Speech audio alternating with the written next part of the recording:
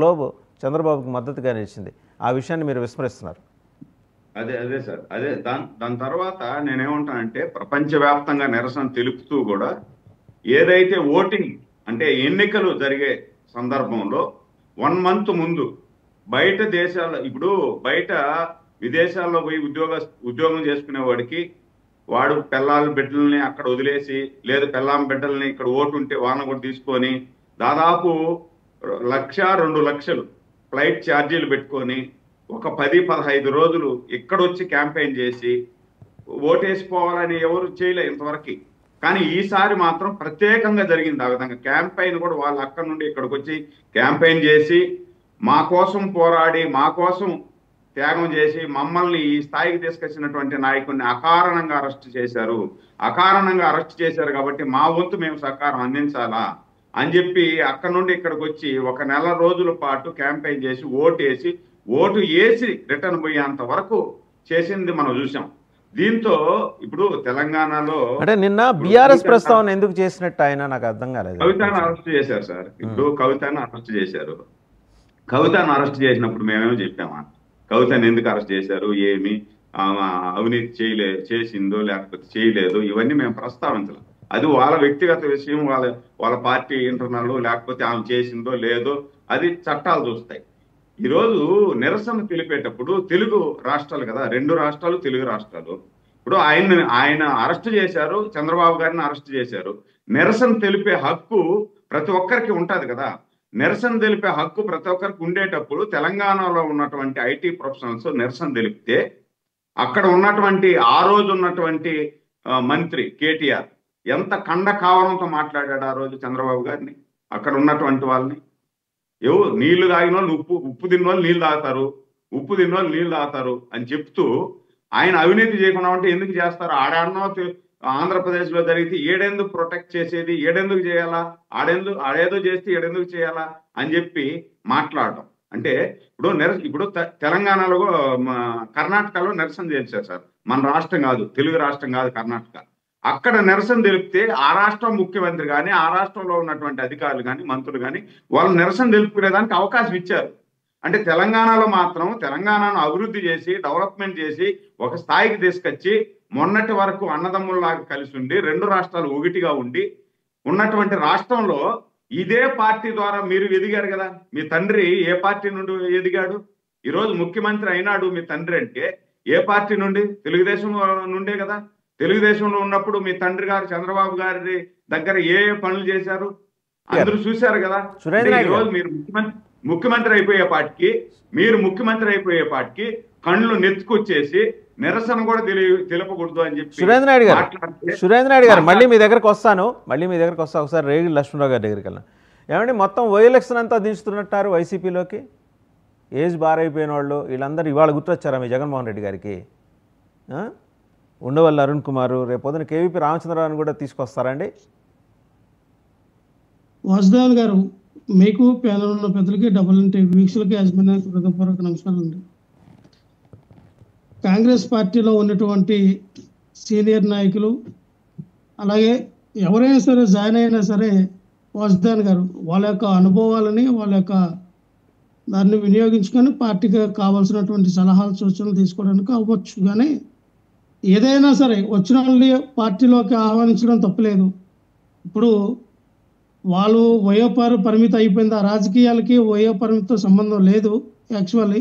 కాకపోతే ఇప్పుడున్న తరుణంలో ఎక్కువగా అన్ని పార్టీలు కూడా చాలా వరకు వైఎస్ఆర్ పార్టీ ఎక్కువగా ఎవరైతే మరి యూత్ జనరేషన్ ఉన్నటువంటి ఎక్కువ యంగ్ జనరేషన్ ఉన్నటువంటి వ్యక్తులకి సీట్లు కేటాయించడం, వాళ్ళని ప్రోత్సహించడం జరుగుతుంది. ఈ తరుణంలో వాళ్ళ యొక్క అనుభవాలను పార్టీకి వినియోగించుకోవడానికి కొంతమేరకు ఆహ్వానిస్తూ ఉన్నారు. కొన్ని ఊహాగానాలు జరుగుతూ ఉన్నాయి.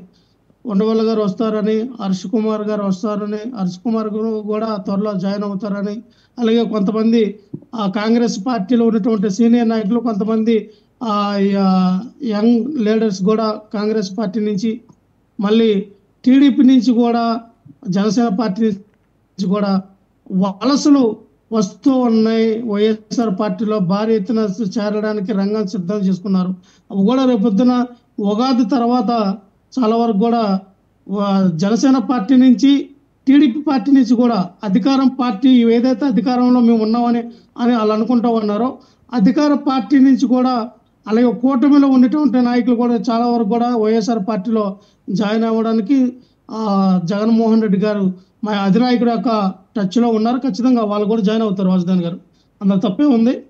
అలాగే ఇప్పుడున్న పరిస్థితిలో మరి నిన్న ఢిల్లీలో మనకి మరి బీజేపీ పార్టీ 27 సంవత్సరాల యొక్క కళని నెరవేర్చింది. 27 సంవత్సరాల తర్వాత బీజేపీ పార్టీ అక్కడ జెండా పాతిందని బాగా ఎలివేషను బాగా సంబరాలు చేసుకున్నారు సార్. ఓకే, అక్కడ కాంగ్రెస్ పార్టీ యొక్క ప్రాబల్యాన్ని కాంగ్రెస్ పార్టీని అణగదొక్కాలనే ఒక విధానంతో వ్యూహంతో అప్పుడు ఆమ్ ఆద్మీ పార్టీని తెరపైకి తీసుకొచ్చింది బీజేపీ పార్టీ వాళ్ళే. అదే బీజేపీ పార్టీ ఆమ్ ఆద్మీ పార్టీని పెంచి పోషించి వాళ్ళ అధికారంలోకి వచ్చిన తర్వాత ఇప్పుడు ఏం చేశారు, వాళ్ళకి తెలుసు ఎవరిని ఎప్పుడు నొక్కాలి, ఎవరిని ఎప్పుడు పైకి తీసుకురావాలి, వాళ్ళని అడ్డం పెట్టుకొని బీజేపీ పార్టీ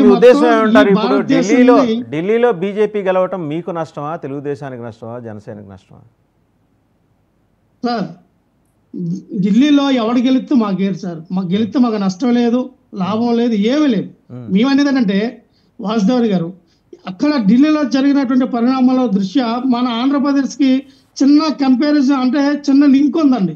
ఎందుకు లింక్ ఉందని చెప్తా ఉన్నానంటే అక్కడ మహారాష్ట్రలో జరిగినటువంటి మహారాష్ట్రలో ఎలాగైతే అక్కడ పాగా వేసిందో బీజేపీ, ఎలాగైతే అక్కడ బాల్ ఠాక్రే గారిని వాళ్ళ యొక్క కుటుంబాన్ని ఇబ్బంది పెట్టి ఆ పార్టీని రెండిట్లుగా చీల్చేసి అన్నాడి బీజేపీ ఎలాగైతే పాగా వేసిందో, ఎలాగైతే మళ్ళీ ఇప్పుడు ఢిల్లీని కైవసం చేసుకుందో, రేపొద్దున ఆంధ్రప్రదేశ్ని పవన్ కళ్యాణ్ గారినో చిరంజీవి గారినో అడ్డం పెట్టుకొని అటు టీడీపీని ఇటు ఎవరిలో అడ్డం పెట్టుకొని, లేకపోతే మన సాంప్రదాయ ఓటు ఏదైతే ఉందో మనకి జనాలు ఎలాగో ఓట్లు వేయరు కాబట్టి మనం జనాలు వేసిన ఓట్లతో మనం గెలం కాబట్టి ఈవీఎం ట్యాంపరింగ్ చేసుకుని వెళ్ళిపోతే ఈ దేశంలో ఉన్నటువంటి ఆ రాష్ట్రాలన్నీ మన వశమైపోతే రేపు రాబోయే కాలంలో డాక్టర్ బిఆర్ అంబేద్కర్ రాసినటువంటి ఈ భారత రాజ్యాంగాన్ని మార్చడానికి చేసినటువంటి కుట్రలో భాగంగా ఇది నడుస్తూ ఉంది.